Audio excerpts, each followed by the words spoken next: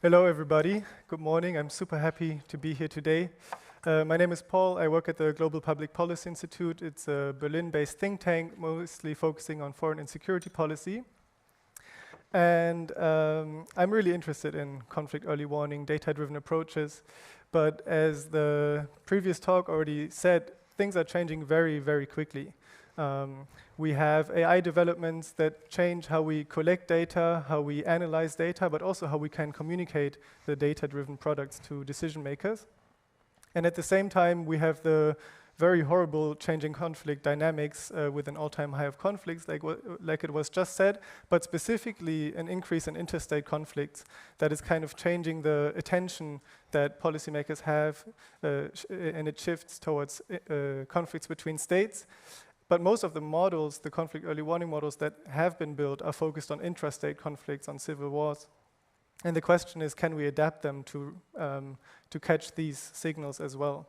And lastly, because the spending is shifting as well, we have less and less money for conflict prevention, which of course is essential when trying to develop new products and forecasts. And I personally find it very difficult to see where things are going. But I'm here today with 4 experts who I think have very good ideas on what path we could take. And before diving right in with the first question, I just wanted to say one more thing about the composition of the panel, because I think what's really good is that all of the panelists have worked or are currently working for an operational early warning system. So we have Katrin Kishi from ACLED, you have the CAST forecasting system, Michaela Vanafos, you used to work for Views, and you're now researching conflict early warning or conflict forecasting, but also causal mechanisms to conflicts at Uppsala University, so bringing an academic perspective. Ben Simon, who is working for conflictforecast.org, Econ AI at the Barcelona School of Economics. I think most of us also know this conflict forecasting platform, and Guy Schwitz, working at the Joint Research Center of the European Commission. As far as I know, I think you have 2 running models of conflict forecasting. And I think really these operational platforms are where the changing times today are meeting the most. So we have the changing data environment, but also the changing decision-making environments that surround us. And on top of that, I think each and every one of these speakers is bringing a really interesting additional perspective to this panel. So Katrin Kishi with ACLED, that everybody in this room knows, I guess, when it comes to data collection. As I said, Michaela with the academic perspective. Ben, you focus a lot on the data pipelines, getting things running. So you also distribute the forecast with a humanitarian data exchange, I think. And then Guy, you working in the Joint Research Center, you're in a daily interaction with decision makers and facing the question, what kind of products do we actually need? And I think I want to jump right in with the first question for you, Ben, just to set the scene. How have the AI developments changed the way that you build and use your data pipeline, both in terms of data collection, but also in how you communicate the results? Thanks, Paul, and it's a pleasure to be here today. So at Conflict Forecast, I spend kind of most of my time processing raw newspaper articles into text features for forecasting models. So the idea being that the text features, and we find that the text features have predictive power in settings with countries historically have had peace, and the main objective is forecasting armed conflict. So that's just a little bit of context. So I think I would take your question in 2 parts. The first part on the data pipeline, the second on the communication. I think on the data pipeline, I probably think like a typical data scientist, kind of more data, more predictive signals for our work. So whether that means kind of local level news data, because we have kind of a strong Western news media bias in our corpus, whether that means extending into kind of multimodal data sources, whether that be radio or TV. And I should say really like you have one option is agentic retrieval, which gives you this kind of continuous flow of data. But the second thing is also that open source models are not just LLMs, but kind of speech to text models, which would mean processing that data at scale is actually possible. The big risk there is kind of AI slop and AI generated content. So you have to be very careful about the provenance and how you validate what data you're ingesting. On the second part, on the communication piece, I think I would really separate that into 2 things. One thing is explainability and interpretability. The other thing is like contextualization. So the first half, I think, is really not something LLMs are super useful for, or AI models. I think this is like a technical question for the ML research community. But the second part on contextualization, I think we found that LLMs and AI can be really helpful to kind of wrap a number, like predictive probability of X%, inside kind of a mental model of the world, whether that comes from contextualizing from our news data or whether that comes from kind of internal documents that individual institutions might have. I think that can be a really, really powerful tool. Thanks so much. I think you covered a lot of ground, and I'm pretty sure we'll talk about the individual aspects a bit more later. But turning to you, Michaela, because the second big change that we experience is this whole focus on interstate conflicts. So what, from your research perspective, can you say how we could possibly adapt the existing models to capture this, this changing dynamic as well? Yeah, thanks, Paul. Well, I think we have great opportunities to turn our forecasting models to interstate conflict. Just to kind of give a recap on my research, so I examined the close cause of conflict, basically. So why do some escalatory dynamics not evolve into armed conflict? So I look both at contexts and structural foundations, but also the kind of interactions. So dynamics of bargaining strategies, bargaining structures. And this is where I think we can really head with the interstate dynamics, because basically we know from research that these we are seeing similar dynamics, we are seeing similar interactions, and those are the ones I argue that we should focus on to capture. So basically adapting the forecasting models that we have to an interstate setting, and we have theory for that, and we have data for that. So to begin with theory, we have a well-established IR field concerning interstate dispute, interstate war. We have bargaining and deterrence, mentioning authors like Schelling, James Fearon, Andrew Kidd. We also have theories of interstate peace and why some relationships may be hostile but not militarized. So we have a lot to draw on there for interstate disputes, as well as democratic constraints to war, also conflict resolution mechanisms, arbitration. Like, even though some of these theories are being revisited or revised, the bargaining dynamics are still relevant, I argue. And then when it comes to data. Let's see. Yes, okay, cool. So in some senses, we actually have better data for interstate conflicts and interstate disputes as compared to intrastate. And that, we have correlates of war, we have inside that infrastructure, we have the militarized interstate disputes, we also have the International Crisis Behavior, ICB project. So there we have a great foundation in terms of structures and contexts. But then, like, turning to the LLMs and text data, that's where we can actually go for the dynamics, I think, and much is reported. So that's where we can kind of turn our focus. And I'd say in terms of a reset, it's not the data, perhaps, it's not theory, but rather the measurement, like the indicators and the variables that we are interested in. So I'd suggest when we turn to kind of interstate models, that would be starting from scratch, developing the right indicators, the right models to kind of capture or get at those dynamics, those interactions. And then if we turn to onset, that's what I am focusing on. I'm also looking at how we can look at how to include dynamics of stalling escalation or stalling violence. So that should also be in there. Like what distinguishes or separates the close calls from the truly imminent conflict onset. And that is, that is a balancing act in a sense. Like, how do we strike a balance between an infrastructure that captures the baseline risk versus these interactions? Yes.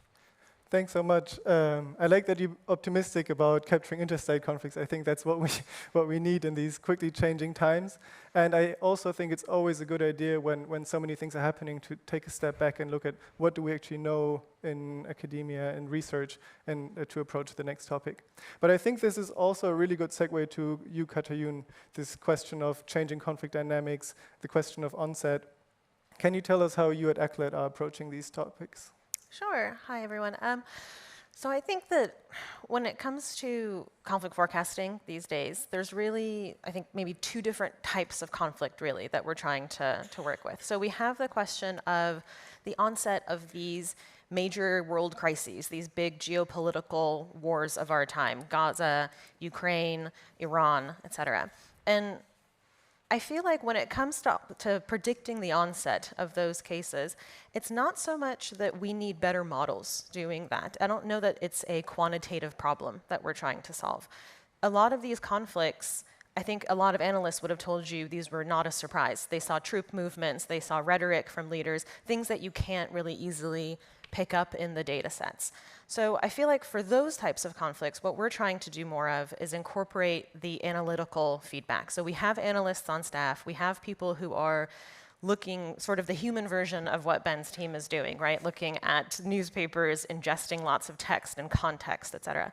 So how can we best incorporate that layer into our forecasts in a meaningful way so that we can not only kind of look at what the ongoing trends are somewhere, but then also add in that element of surprise almost. Then I think separately, we have conflicts that are sort of simmering, that they're going on for a long time. They don't maybe make the news as much. They're not geopolitical, massive conflicts. But those are the ones that we historically have done a somewhat better job at predicting the sort of ebbs and flows of them.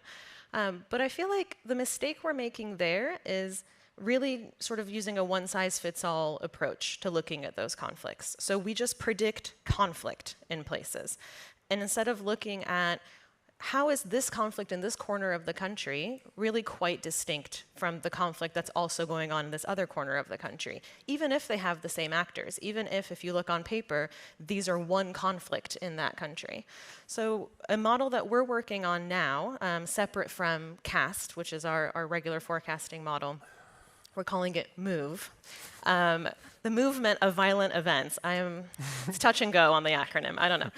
But basically what we're trying to look at is what are these theaters, as we're calling them, of conflict within a country, and then how are they moving through time? So the way that we define these theaters is by looking at who are the actors involved, what are the types of events that we're seeing there, what's the proximity to other, both spatially and temporally, to other events of violence, how are civilians being targeted. All of these things create sort of a signature for that conflict. And then we can see, almost like a hurricane map, we can see how that moves throughout a conflict, and we can predict where that theater is going to end up moving.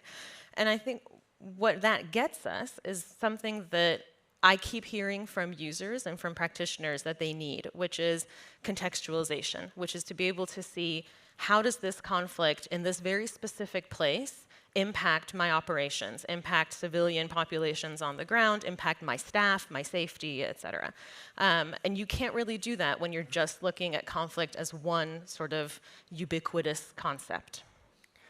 If I can just squeeze in a follow-up question there. I like that you said we have a one-size-fits-all approach, but I think very often because we have very structured data, that was the best we could do. Yeah. And also this whole aspect of contextualization is pretty difficult. So are you using AI to solve these challenges, or did you find another approach to do that? Yeah, so we're sort of building this platform that integrates both the models that we have built that are very kind of intentionally built by humans, and then allowing some agentic AI to interact with those models and then also to kind of contextualize the results. So basically what it allows you to do is pick a point on a map. It takes into account what's the infrastructure in the area, what are the population numbers in that area, what are the forecasts that we're making for the types of actors that are present there, and then it kind of wraps all of that into a really concise kind of textual output so that you can see this is exactly what's going on, this is what I mean in terms of the risks when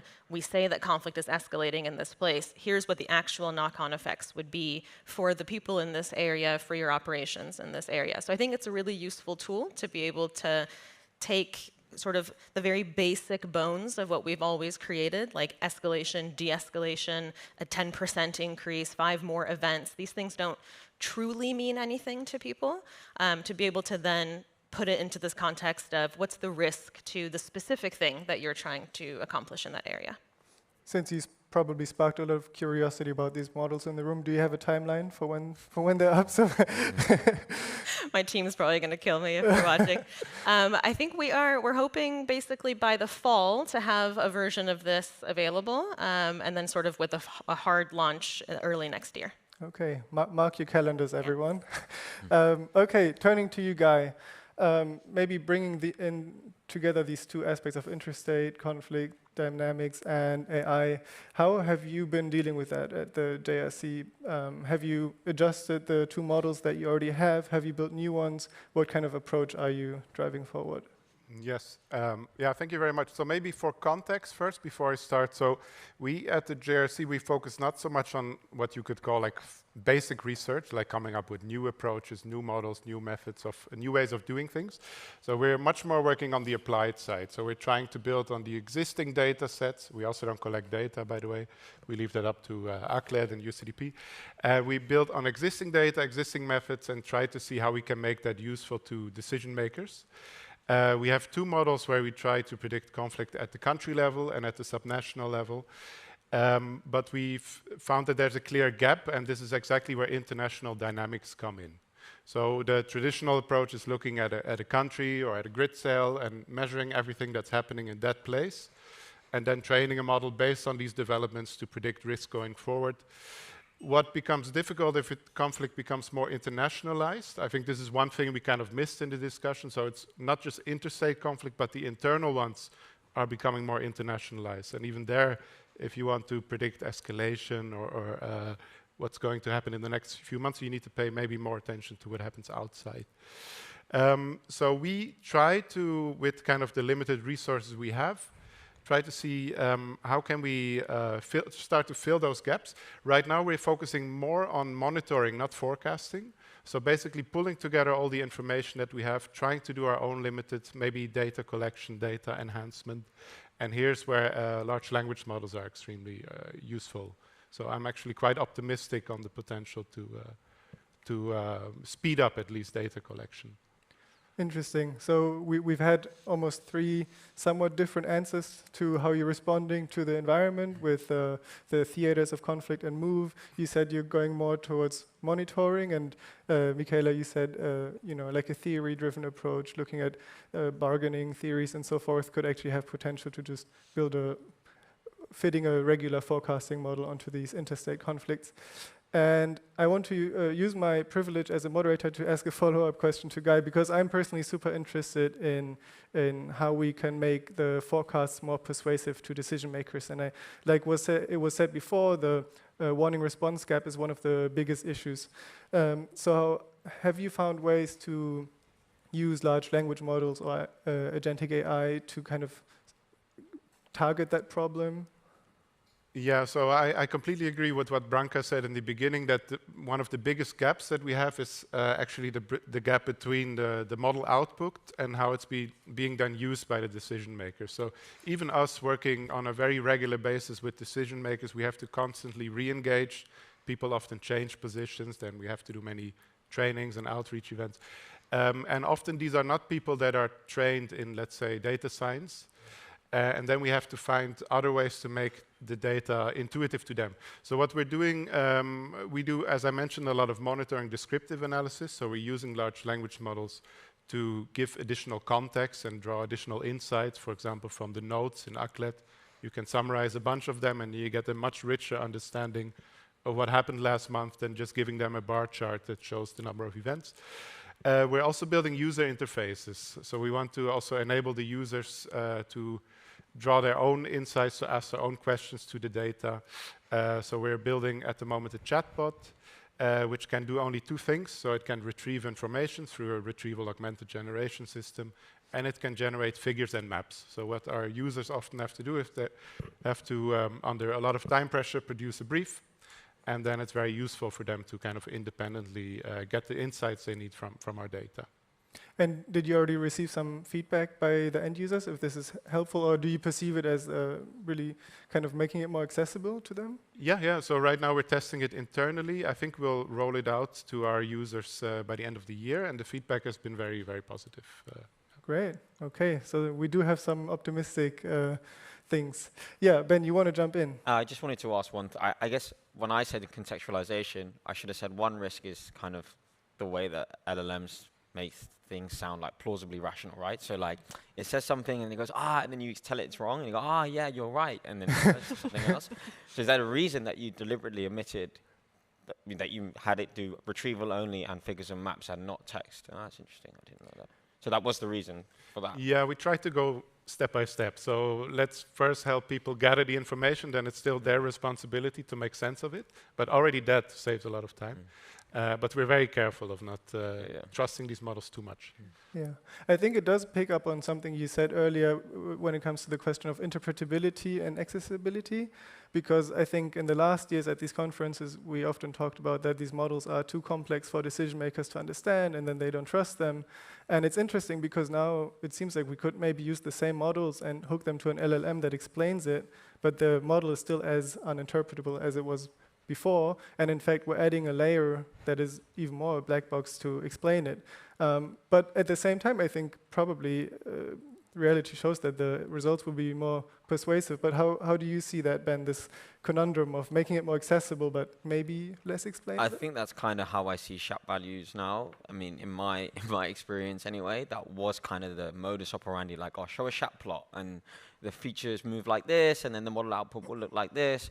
But I think it's exactly what you said. It's just like another layer on top of a black box, you know, and it doesn't really, it's not very useful, I don't think. In my experience anyway with decision makers, I don't find them that particularly useful. I think natural language text is much more digestible for people with less data, not on the modeling side, I guess. Do you want to jump in, Guy? You looked a bit like you were. No, I agree. Yeah. Okay. No. Okay. But I think this is where like having a large language model could also help, because you could put all of this context into the kind of the knowledge base of a model, and then if a user has further questions about why, because we often get the question why is the result so high or why is the risk so low, and then if you could pull out one of these, for example, additional analytics, rather than putting everything in a dashboard where you kind of lose overview after 2 seconds. Great. So we did cover this communication side of AI when what it enables a bit. I want to turn to the data side. And Michaela, when we last talked, and I asked you, where, if you had a lot of resources, where would you go to kind of like do the next step of conflict forecasting? And what you said is build models where the signal to noise ratio is different. So like maybe choosing fewer variables with more signal and removing the noise. And I see AI on both sides. Like finally, we have the opportunity with AI to analyze large bulks of text. But at the same time, as Ben said at the beginning, we also have a lot of AI slop. So kind of both the signal and the noise side are potentially being played by AI. And where do you see, does it cancel each other out, or is there maybe more possibility for signal than noise with AI? Yes, well, I mentioned towards the end earlier that we have to kind of strike a balance between, having the baseline structural, contextual foundation covered, but then also getting at the dynamics that are the critical, game changers. And I like my belief. My belief is that if there is a causal mechanism at play, it will capture some signal. And that also goes to kind of what may change. Early warning from the actual outbreak may also be a change in perspective or a change in perception, like a framing of an issue. And those are things that we are at risk, I think, with these large, the LLMs, to kind of bypass or miss those. So I guess that's where I think the human capacity needs to come in. So we have to kind of think what kind of causal mechanism this is, what do we know are critical interactions from research, and then supervise, basically. So we need to supervise what are the dynamics that are captured, because you can also think of an issue as a measurement drift. Like you have these models that are adapted to a target, and then perhaps the phenomenon or the concept, the issue that we are trying to get at, it changes if there is, for instance, a reframing of an issue. So that's where we have to have the human capacity to overview that process, I would say. Okay, so human capacity remains very important. That's a good takeaway for everyone in the room, I guess. Not everyone is being replaced by AI. No, but I very much agree with what you said. But doubling down on this question of how does AI change how we collect data, ACLED is obviously a very interesting player to ask, because you collect so much conflict data. How is that going to change how you go about doing that? I thought you were going to ask, how is that going? It's going well. Yeah, I mean, I think we're sort of struggling with, well, not struggling, we are thinking about how to approach sort of two almost competing goals. One is that we want to produce data more quickly. So we currently publish on a weekly basis. We, as of, I think, 2 weeks ago, have now expanded to publishing twice a week for every country in the world. And we, in some cases, like when the Iran crisis happened, started publishing daily data on the Iran conflict. So we keep wanting to sort of increase the pace of how we're sending data out, because we do see that it's useful, that people have a need for being able to keep track of operationally what's happening within these conflicts. At the same time, we have quality standards to maintain. So we don't want to just turn into an automated data set that is able to update every 15 minutes, but then the data itself is unusable.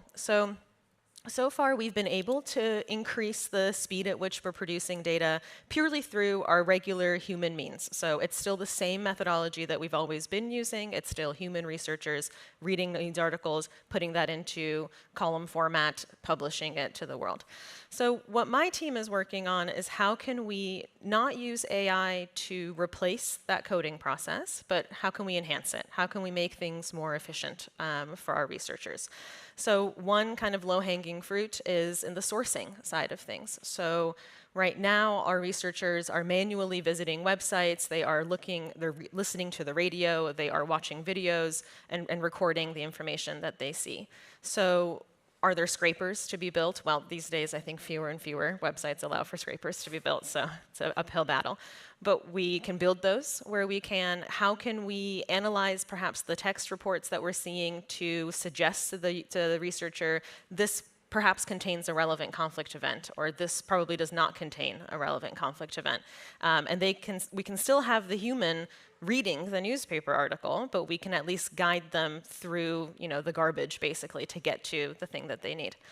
Then on the actual coding part of things, the actual sort of recording of information, I think there's a lightning talk later that will probably touch on how difficult this is, and we have also found that this is the case. There are, I think, elements of our data that will be more accessible to being sort of extracted rather than others. So for example, one thing that's really difficult to extract meaningfully from a newspaper article is information about actors, so who was involved. That takes a level of not only being able to extract all of the named entities in an article, but also then to match that to our sort of dictionary, our corpus of actors that we have in our data to correctly identify when it says ISIS, it means Islamic State, and be able to make that link. So that's increasingly difficult. Things that are not as difficult is summarizing and creating a note, for example. So like the notes column that we have. Now the problem that we ran into when we were looking at this is that if we just tell it, look at the columns of information and write a note in ACLED format, you lose that color, you lose the context that our human researchers bring to writing the information in that note. So we didn't want to sort of ruin the utility of the notes column that way.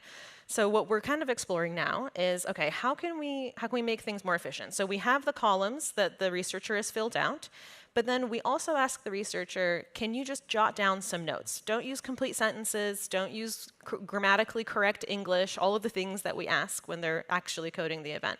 Just jot down a few bullet points, and then let's see if we can use an LLM to take the sort of structured information we have from the event data, plus the sort of jotted down notes about context and sort of color that the researchers provided, to then create basically the full couple sentences sort of note writing. So that's something we're experimenting with. That doesn't exist currently in the data. It's still just written by actual humans. But we're hopeful that something like that will preserve the humanity of our data, but then also kind of make the process more efficient. So it's all about, I think, finding creative solutions. I don't think the future of data collection is in completely automated collection methods. I think we're not there yet in terms of how these models are able to extract information and data. But I do think that there's a place for them in making things a bit more efficient. And how does it impact the local level? Because you do source information really from the ground. Does it challenge it? Could it enhance it? How does that interact? Yeah, I mean, I think this is an important point, because one of the things that ACLA really prides itself on is that our sourcing strategy is quite wide. So we have, of course, the international sources, the Western media, the larger sort of news elements. But we also focus on local level news. Like I mentioned, our researchers sometimes even listen to radio. We have researchers in the Philippines who go every day and pick up a physical newspaper to then code from. There's a lot of sort of emphasis on how can we bring in the local context that you would otherwise miss if you just look at sort of national, even regional level news. But what we're finding is that those elements they're slowly dying out in a lot of places. Local journalism is really at risk. A lot of the funding crises that our field has seen, the journalistic field has been seeing for many years before that. So one element we're exploring is the use of stringers. So these are basically freelance journalists that you can hire in places to sort of firsthand go collect information and send it back to us. And those are the things that are sort of us AI proofing, I think, to the future. So there's going to be more and more news out there that is created by AI, that is sort of regurgitating the same information that it sees. And how can we really support those local organizations, support sort of freelance journalists from the ground up, kind of collecting that information that can't really be replicated, I think, by AI systems. Thanks so much. And then I think before we take some questions from the audience, I want to turn to the third and big topic of this talk, which is the declining funding environment. And I just invite everybody maybe to share some experience, maybe starting with you, Ben. How is that affecting your ability to generate these forecasts, but also the data ecosystem as a whole from your perspective? I think, to be honest, we've probably spent the last very kindly funded by the German Federal Foreign Office, but we spent kind of the last 18 months trying to be less reliant on like a consistent flow of funding and having this quote-unquote automated system that requires as few people as possible to kind of monitor it and make sure that it's updating every month. I think, just to bring up one thing on what Katayun said around the frequency with which you update data, I think that's something that I'm very aware that we're quite out of sync with what is required from downstream users, but without funding, it's going to be it's next to impossible for us to increase from more frequent than monthly. So I think it presents all the challenges that you would expect, and it's something we're observing like very, very, very clearly. Yeah. Okay. I think, Guy, when we last talked, you said it's also a big opportunity that with AI, you can basically collect your own data. You, in some cases, maybe are less reliant on other providers. How does that relate? Could that lead to possibly more like data fragmentation if institutions just collect their own data, or could it be enhanced? Yes, that would be maybe. In the very long run, it might be possible for some organizations to collect their own custom data, or as many people are doing now, they build on existing data sets like ACLET and try to customize them to a specific type of analysis. I'm not sure if it will be like possible to replace like these very fine-grained like event-level data sets like ACLET or UCDP. But I think probably their own research can be sped up significantly by finding the right kind of collaboration between these large language models and human coders. But there's simpler types of data analysis and data collection tasks that we can outsource to models. For example, we're very much interested in foreign support to armed groups, and here we had a relatively successful pilot. There's only a couple hundred armed groups, and we can on a yearly basis try to figure out which countries, which actors have been supporting them. So if the task is very kind of limited and well defined, I think this is the most interesting, at least for us at the moment. And Michaela, how have you perceived the declining funding environment for data and conflict prevention? Well, I was thinking more in terms of the output and how that, like the consumption of forecasting. So I recognize the challenges that are being mentioned here. I was just thinking if, like, returning to my perspective with making causal models, or like the causal modeling, if we are able to, better separate or distinguish these contexts, that will be helpful to prioritize, kind of to direct the resources to where most needed. So I was thinking more in terms of the limited funds in terms of action, and how these models can actually be, and if we find that we can enhance predictive performance in this way, that may be helpful to direct the resources. Okay, and to finish the round, Katayun, how do you see that? And while Katayun is speaking, get your questions ready, and we can start taking questions from the audience afterwards. Yeah, I think that, so ACLED's been in a unique position, I think, relative to other kind of NGOs, nonprofits, after USAID, basically, when everything sort of began and our woes began in the funding environment. We're in a unique position in that we have a product, right? We have the data that is useful for people. And something that we sort of started doing from before the funding crises began, but that we kind of ramped up, is the idea of licensing. So really moving away from the really grants-based model, which I think a lot of organizations are doing more and more of. And we hear a lot from other organizations looking to kind of replicate a model where they can license basically the things that they're producing, as opposed to sort of only relying on grant cycles. And I feel like this is a real shift in the sector that we're moving towards, is organizations trying to become a bit more self-sustaining, to be sort of the owners of their own fate, so to speak, and not be reliant on trying to chase the next grant opportunity necessarily, especially in a world where there's fewer and fewer of those grant opportunities available. So we've been speaking, directly to governments. Of course, we have our partners at Craft, which is super helpful. But talking to organizations as well, we continue to give our data out for free to response organizations, to humanitarian organizations. But then, we have an entire client base of private sector clients, for example, who are interested in using our data for staff safety, for security on the ground, for their operations. And those are the people who contribute and pay for licenses, et cetera. So this kind of hybrid model of being able to maintain your nonprofit kind of mission, but make that sustainable through licensing, through being able to gather funds from another source, I think has been really critical to our survival. And I think a lot of other organizations are starting to also explore those opportunities. Thank you. Okay, do we have any questions from the audience? Yes, you were the first person. Yeah, do we have a microphone somewhere? Perfect. And maybe you can briefly introduce yourself, and so that many people can ask the question, please, short, brief questions. Okay. Well, my name is, it's a turn off? My name is Luis Adrian. I come from Costa Rica. As you know, Costa Rica don't have army since 1948. So for me, it's very difficult to talk about conflict when I have lived always in a peaceful country. However, I had the opportunity to be Minister of Science, Technology, and Telecommunication in my country.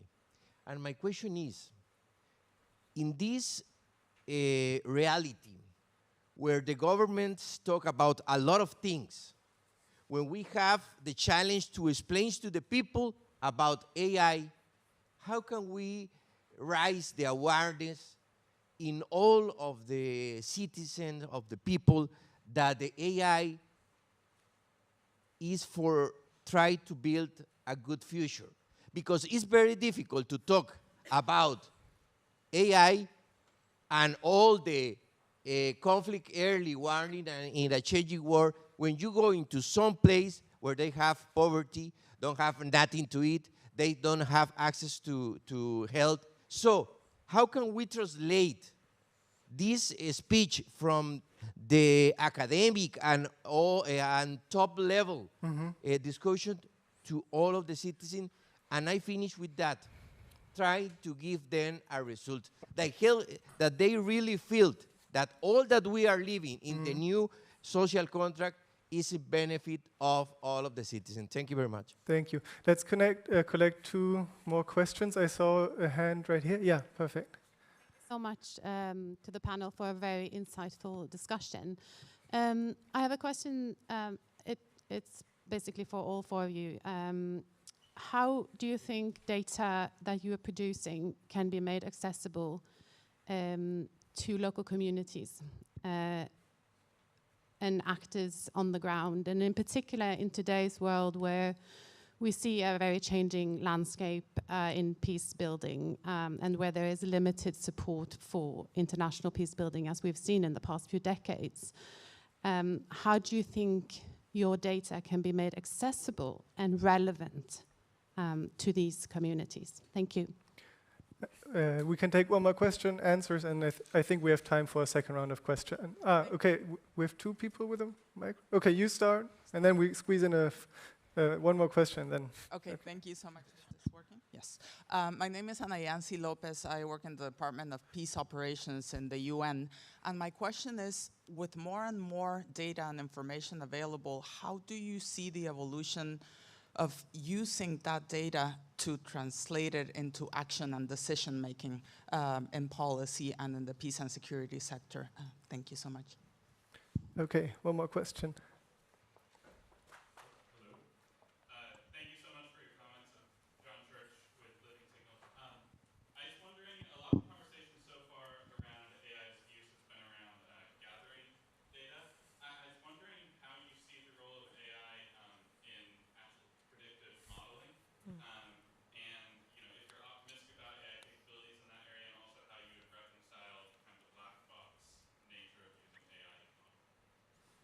Okay, so we have 4 questions.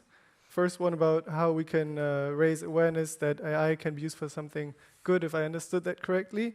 The question of accessibility to local level end users and communities. The data to action gap, how that can be overcome. And then the 4th question of how, like, where does AI stand in its own predictive capability? Anyone want to go first? I would probably be able to best answer the kind of predictive modeling side. I think one really important thing that's really misunderstood is that we use kind of pseudo out of sample evaluation in this world, which means rolling back in time and pretending you had information at that moment to make a forecast. And to test LLMs in that setting is next to impossible because you cannot strip out their knowledge from the training data, right? So the only way to do that well is to kind of freeze a model in time right now, ask it to make predictions for the next 12 months and hold that against what we did. So, I mean, I think that would make for a super interesting research question, but it would have to be really carefully designed. And then you have the other question about prediction markets, which I think maybe we should talk about over a coffee. Maybe I can take the question about accessibility to local communities. I mean, I think it's difficult because practically speaking, you can't just give the local community a dashboard and say, you know, here's the data, do with it as you will. So that's where I think maybe the conversation we've been having around contextualization, around using AI, you need to hand not only people in those communities, but also the people working in those communities, the answer, basically, right? So it's not enough, you know, this is what the data is showing. It's what does that then mean for what it is that you're doing there? So looking at in that place where you're at, how many people are living there? Where's the nearest hospital? What are the nearest roads? What's the key infrastructure in that area? Now, also, what are we seeing about conflict happening in that area? Also, how are we forecasting that that conflict might move? Therefore, these are your options. So that's the level of sort of opening up your phone and seeing that information, I feel like, that we need to provide. And then I think the other element of this, it's always a two-way street. Like, it can't be that we are just delivering, data to local communities. That data needs to come from local communities. So we need to empower the voices in those areas to be able to report back up to data collectors like us about what they're seeing on the ground. And that's where I think the funding question comes in really heavily. I know there's been a lot of conversation around really focusing on local communities with our funding pools, et cetera, which I don't know if it's manifesting or not, but that's, I think, where we really need to put our focuses on, is those smaller organizations that for many, many years have been funneling information not only to their own communities, but then also up to sort of more global data providers like us, so that we can then process that information and deliver it back to them. Okay. Yeah, you want to jump in, Michaela? Yes, no, just regarding the translating into action question.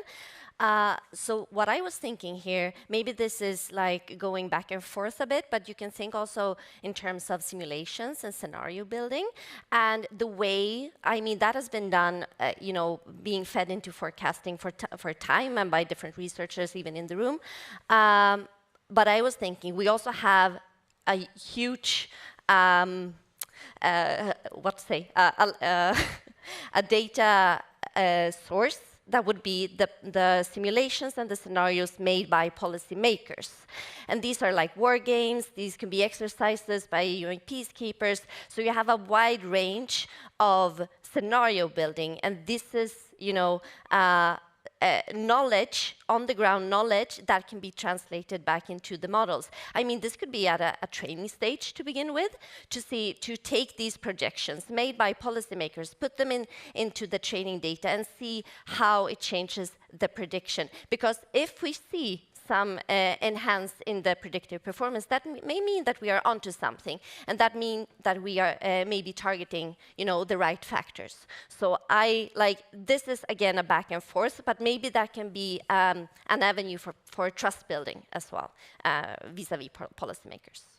Thank you. Guy, you wanted to say one more thing? Yeah, I can respond to the first question, which is quite a big, difficult to answer question, but I'm personally not sure if the net impact of generative AI is going to be positive, but at least with regard to our work, I'm a bit more optimistic based on what I just explained now. But even here, I see lots of risks and lots of challenges that I don't know. For example, slop is a big topic that we need to figure out how to solve.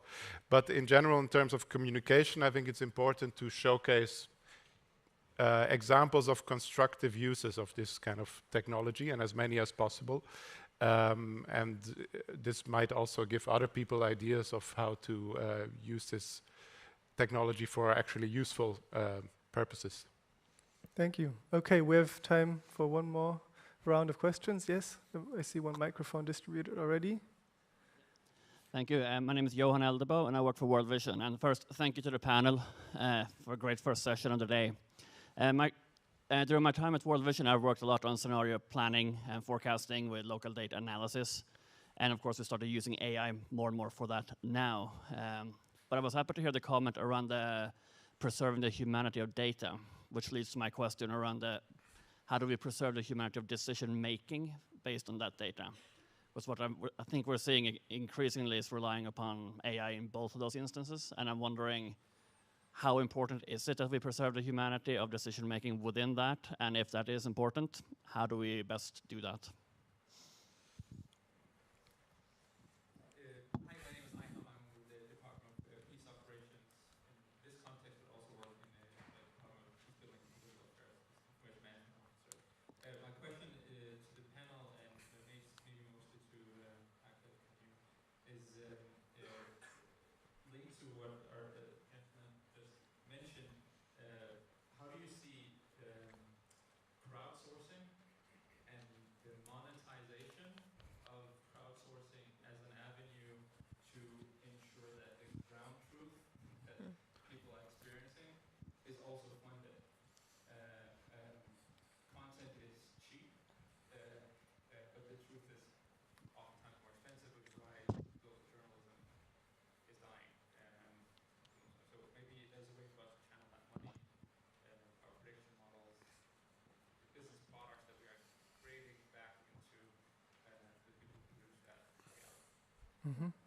I think I saw some more hands. Yeah, perfect. Thank you. Is it on? Yes? Oh, okay. I have a question regarding how are we building the system? Because in most of the conversation, we are assuming that models are available, that the system that we are building, like the information technology, like the ICT system that we are building is stable. But what happens when even the systems that we are building to take decisions and to inform decision makers are not accessible anymore? Because one scenario that we need to consider is the geopolitical scenario where the access to technology, the access to AI and models can be also manipulated. So one day we can have access to one model, the next day maybe the model is not accessible. On the other side, what type of information we are feeding to the models and how are we putting at risk communities, or is the data that we are putting or sending to the cloud fit for that purpose, or do we need to do our due diligence and think more in the principle of do not harm? So my question goes more towards, are we building the information systems in a sustainable way, taking into account the changes in the technological, geopolitical landscape? Thank you. And one more question. Yeah.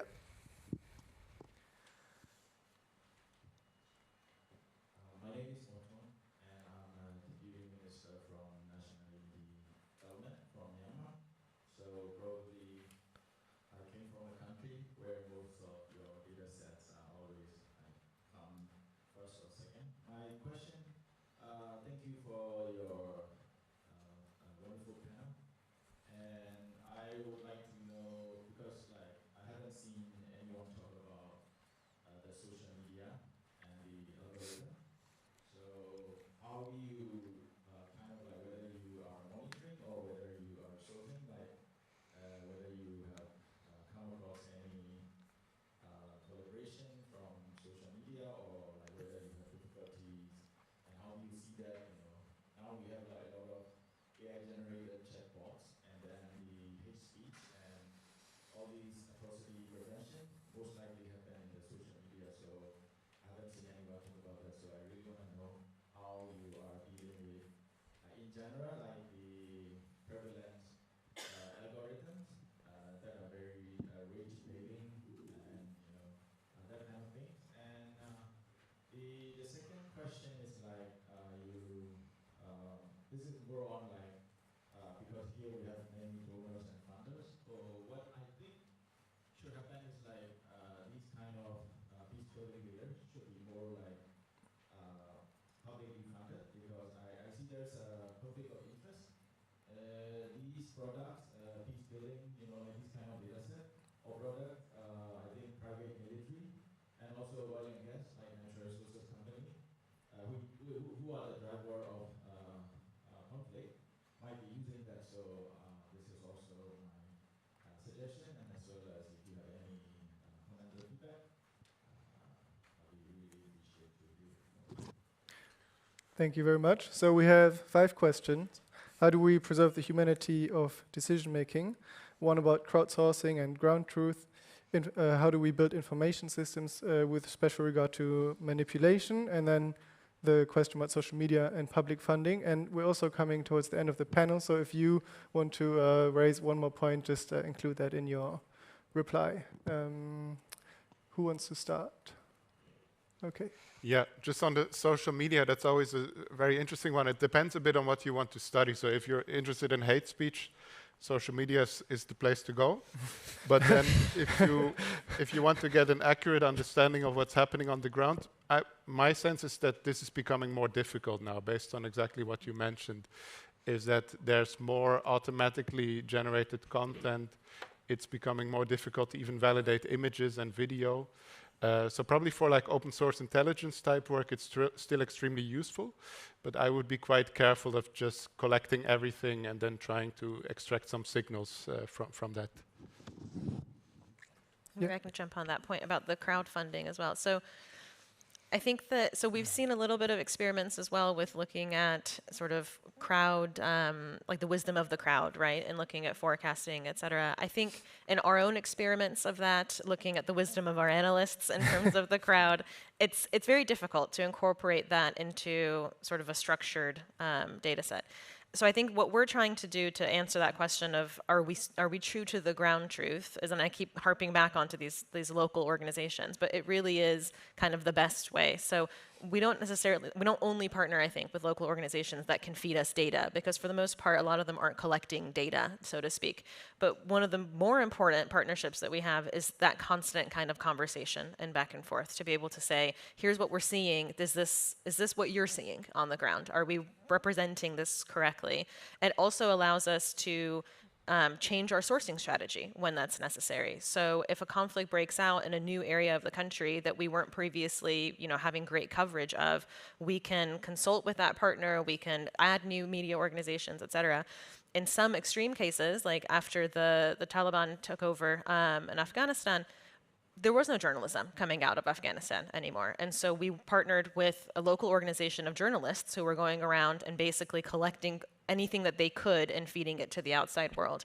And that's how we ended up sort of like getting the ground truth of what's going on. So I'm not overly hopeful that we can sort of find a crowdfunded strategy of like, anyone can sort of send us reports of what they see, because that kind of almost runs into the social media problem that of yesteryear, of when actual humans were posting on social media, that you can't really trust kind of where it's coming from. But I think sort of the intentional outreaches that we're doing is maybe the way to go. And if I may just comment on Maria Teresa's, the thing that probably keeps me up at night the most about using these AI systems is that we are all jumping in head first to using these, and these things are cheap right now. And they won't always be cheap. And what happens if Amazon wakes up tomorrow morning and decides they're going to charge 10 times what they're currently charging for token usage? I mean, that's part of the reason why I think ACLID, not as long as I'm there, we will never go, I think, fully AI automated. But it's so that we have a fallback, right? So if it becomes one day that this is untenable, we do have a tried and true system of collecting information still that we can rely on, and we are paying people more than a living wage in a lot of places that they could earn. Like it's a sustainable system, I think, for having human researchers based in 80+ countries around the world, and we're not putting all of our chips into that one basket, because who knows what will happen. Okay. Could I would just jump in on what Katayun said, just like for 20 seconds, is that I completely agree with the over-reliance on AWS cloud compute or Anthropic or ChatGPT, but there are plenty of open source models out there that you can do things like what I would say on-prem, but it requires a lot more internal capabilities to do that. You need infrastructure, you need to buy compute, you need someone who's cooling the room when the GPU's hot, all those sorts of things are super important, but there are ways to protect yourselves against kind of the AI tech giants if you do things from the ground up, but it's much harder. Okay, the way I see it, we have 3 more minutes until coffee break, right? Looking to the organizers. Yeah, so we have the question of humanity of decision making, and then I think if anyone wants to take that, or Michaela, if you want to say respond to any other. I feel like Guy has the answer. You can see his face. Okay. So I think one of the gaps that we didn't discuss today is as well, how do you design a process around all of these data inputs and all of these different types of analysis, and then how do you then combine that to arrive at the decision? I think at least from my experience working with my colleagues in Brussels, is that this is one way, it's not at all perfect, but it's one way to kind of develop a principled approach where you combine different inputs. You make sure that they don't contaminate each other, so that the quantitative input is not influenced by the intelligence assessment and vice versa. But then it's more also, then you enter into politics at some point. It becomes more like a political decision what to do about it. And there I have not much to say on this topic. Thank you so much. Thank you for the great questions. I think that did really show that we focused on the 3 core issues, but there's so much more to say about it, like prediction markets or the ability of these AI models to forecast themselves. Thank you to you all for the great and excellent questions. I personally learned a lot. Thank you once again to the organizers, and looking forward to chat during coffee.